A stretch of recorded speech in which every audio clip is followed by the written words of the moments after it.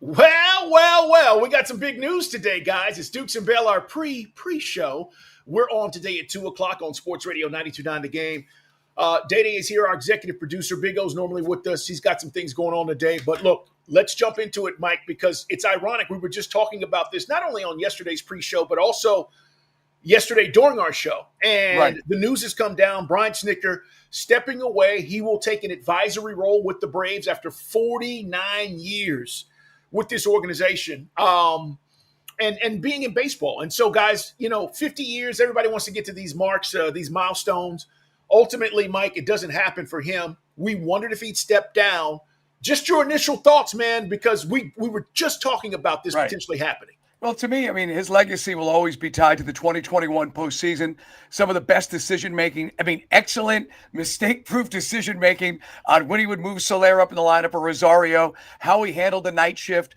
I was just writing on Twitter, never had the benefit, guys, of having 5 starting pitchers his entire career as manager. Think about it. He'd have to juggle retreads and trade deadline acquisitions and guys from the minor leagues. He had to deal with injuries like missing Acuna and Ozzie late. I just think he's one of the guys that did it right. The mix of gut and analytics. I think if you watch any manager, guys, you can find fault with night in, night out. But to me, I think he's one of the best managers in the franchise's history. 6 division titles and a wild card. Not his fault that they wouldn't stack the deck in his favor after they won the World Series. Yeah, it's a great point, Mike. And look, all the buttons he pushed that particular postseason were incredible. And ironically, to bring it, full circle, last night the Yankees had Max Fried on the hill. They took him out. They lost the game. And Fried was incredible. And so these decisions that are made by managers in the postseason really make the difference when you talk about whether they win a World Series or not. The other thing I think for Snitker, guys, as we're talking about Brian Snitker stepping away, apparently this was his decision either way. And I think it probably was. I think they honestly maybe gave him the opportunity to step away. But at 70, he turned 70 October 17th or something like that is his birthday. So, Mike, the other thing for me, though, is the development of all these young guys. When Snick got the job, all of the guys that ultimately helped us win a World Series were pups. They were young, undeveloped guys with a lot of potential. And he was able to guide them, including Ronald Acuna, who ultimately became an MVP, to become these great players that we're now seeing, and they pay dividends. So I think he'll get a lot of credit for that because remember, Mike, when he first got the job, including us, I think a lot of people said he'll have the job for a couple of years and they'll bring in somebody else. Right. He's going to be a gap guy. Yes. Snicker's just, if the organization's going with a lifer, but exactly. I think, the personality, it's kind of like we joked around about Bobby Cox light.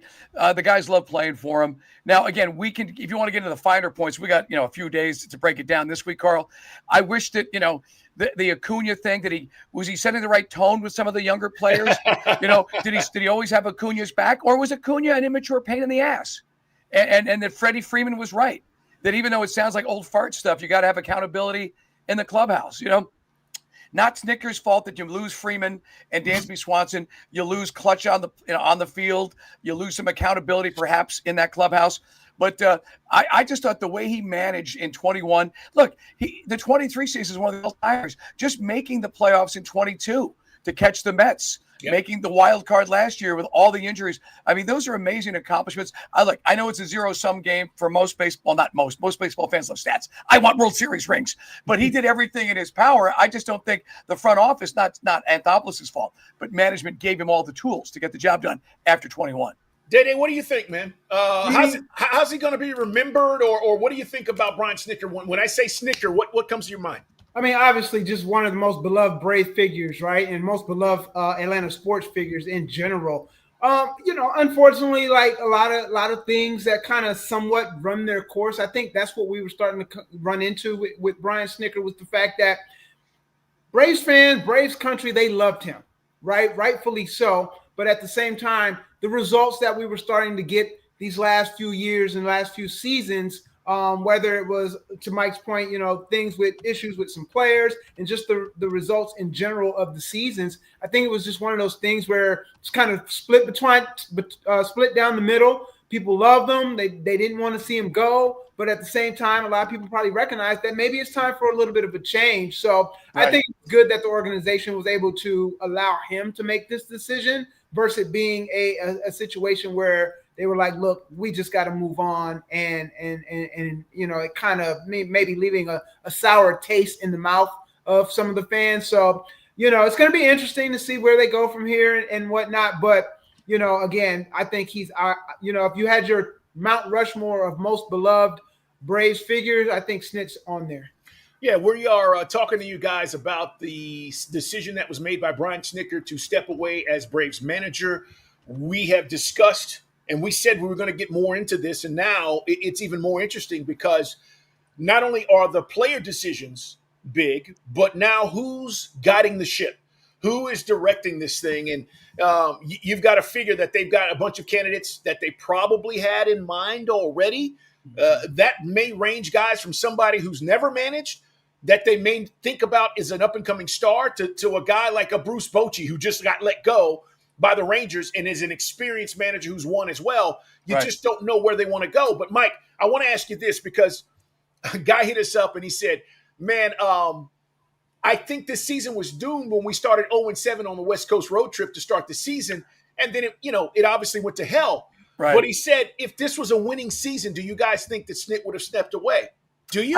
I think he wanted to come back. I think there was probably the front office probably subtly. And again, we're never going to get the straight answer from Alex Anthopoulos. We'll try. It was kind of shown in the gate. I thought, the lack of consistency, the way he let Kelnick get away with crap that he was on Acuna's butt for, rubbed me the wrong way. I joked around. Look, the guy's 70, okay? Think of you at age 70. Are you going to be staying awake for 162? So I think it was the right time. I think he wanted to go out with a bang, but unfortunately he's not going to get that opportunity. I would like to see them, load up. But this Braves team, in my opinion, is not going to spend the money needed to get it where it needs to go. Hope I'm wrong on that one. But it's like I said, legacy is secure. All the things he overcame, injuries, never having the starting pitching, managing those personalities. I would love to see a new approach. I know Walt Weiss has been mentioned because he's been there for years, Carl. Yep. I'd love to see them go outside. If past is prologue, this organization will stay in the organization. Yeah, I'm with you on this. And look, I think when you talk about philosophy in baseball and managers and general managers have different philosophies of how they take things on.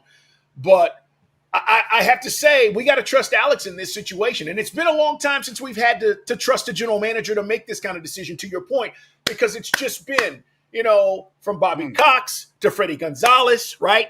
Now to Brian Snitker. Comfortable. All those guys they're familiar with.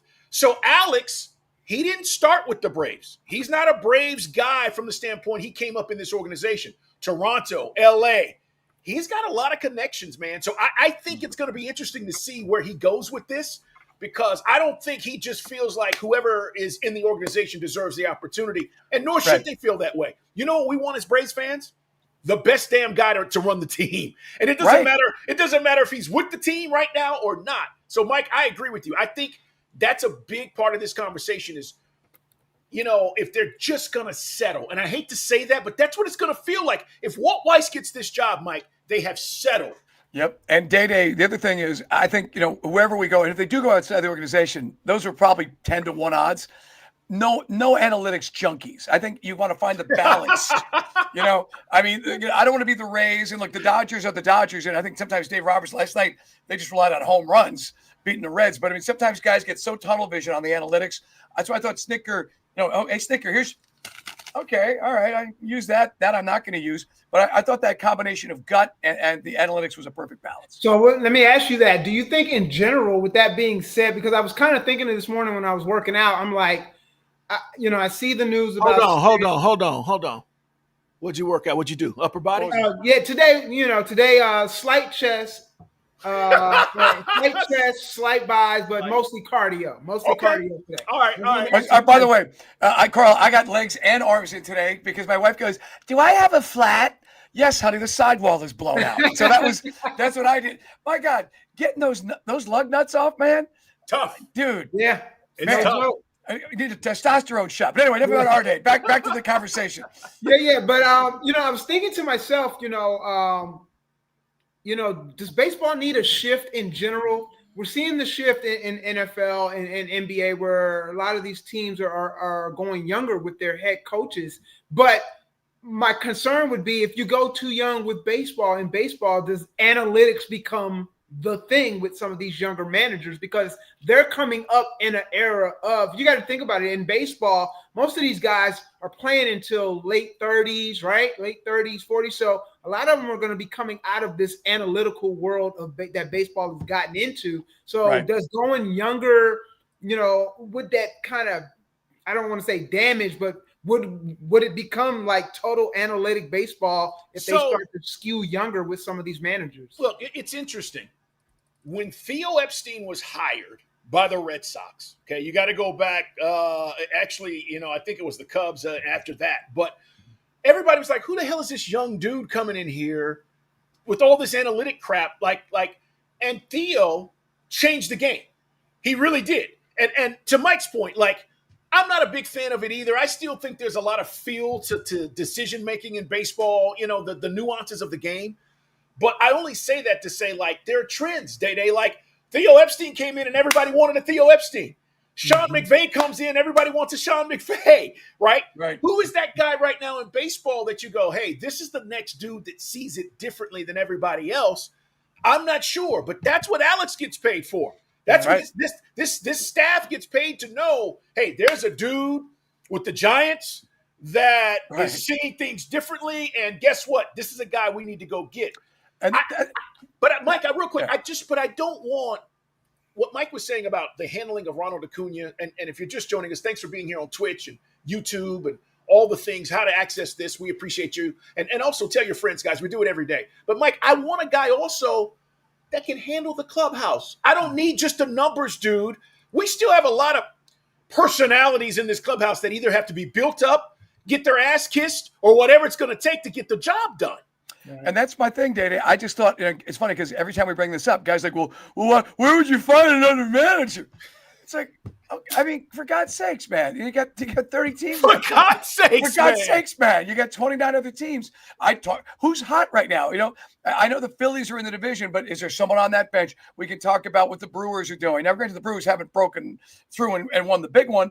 But, as I said, I like the Dodgers. I respect the organization, but it's easy to say that because they spend all the money. Right. I just don't like their over-reliance. I thought it's cost them in the postseason when they get too cute with analytics. But you look at the franchises that are doing things the right way, and that's where you pilfer the coach, and hopefully you get it right. But to stay with the same static is maybe Walt Weiss is more into analytics. We don't know. Right. We'll try to find out in the upcoming days. But I would love to see a completely fresh approach. Get somebody from outside this organization and say, Albies, you don't hit from that side of the plate anymore. Okay, Acuna, all right, enough, grow up. Whatever needs to happen to get this thing streamlined to back where we need to be. Well, let me ask you this. How concerned would someone be about taking this Braves job if they see it the way you see it in terms of they don't spend money to bring in the right pieces? Oh, it's still a coveted job. It is. It is. I was going to say, Mike, and Day-Day, look, Mike and I say we're too close to it. We're too close to it. Braves fans are too close to it. When I covered baseball for 10 years, everybody wanted to be a part of the Braves organization. Now then, right, they were winning all those division titles in the 90s. In the early 2000s, they're continuously being a playoff team. But the perception everywhere else is this is a damn good organization, and they do things the right way. So even if we feel like, there might be some issues, everybody in baseball is like, dude, you don't turn that job down if it's offered. So, and here's the other thing. A lot of these managers, real talk with you guys, if I'm going to pay you $3 million and over the next 3 years, you don't go to the playoffs, okay, you made $9 million in 3 years. Who the hell's turning that down, right? And managers have said that to me. Look, I didn't necessarily know if I'd win here, but who's turning down $5 million for the next 5 years, even if I don't? So not only that, I get to go to an organization that is perceived to want to win. I'm not going to the Pirates, right? I'm not going to the Rays. That was the thing back then. Now you say I'm going to Braves. So, guys, we got a lot to talk about today. We got a lot more to get to, but this news today was certainly interesting and adds to the flavor of what we're going to get to. Hey, man, if you have a question, post it. We will read the question on the air. We'll answer it if you're a Braves fan and you have a thought or two about this. But it is a big decision. Do not think this is not, because whoever comes in here is going to have to mold this team. And Mike and I always say that the manager, the team usually is like the manager, right? You're going to be laid back, chill. You're going to be, in your face, aggressive, whatever that mindset is and the attitude. Right. So I'm curious to see who it is, but we'll get into some candidates today. Right. Go ahead. I mean, you'd love to find somebody, that fits this team. But again, I don't mind shaking and I don't want to bring in a Gabe Kapler shaving his arms and, doing yoga. I want somebody who maybe has a new approach. Where is that guy? And hopefully we'll get a chance, as you said, to talk to Alex Anthopoulos. We will talk some football as well today, Carl, even though it's a bye week. You mentioned Wes. Drewham is on the show's weekly visit. Yeah, and shout out to Jimmy Ray Walton. He chimed in, guys. He kind of agrees with you, Mike, saying maybe someone from the Philly staff. Yeah. Look, Dave is it Dombrowski, I believe it is, was the general manager there. They've really done a really good job consistently putting themselves. Now, again, they haven't always spent the money, to Mike's point. This year they did, and they may get there. All right, guys, we got to run. Join us 2:00 today, Sports Radio 92.9 The Game. Brian Snickers stepping away, one of the topics that we'll be talking about for sure, but we got a lot more to get to, including this Kirby fallout, Mike. It's not done. People are still tripping off of this loss to Bama. So the Bama thing. Make sure you tune in 2:00, guys. We'll talk to you then.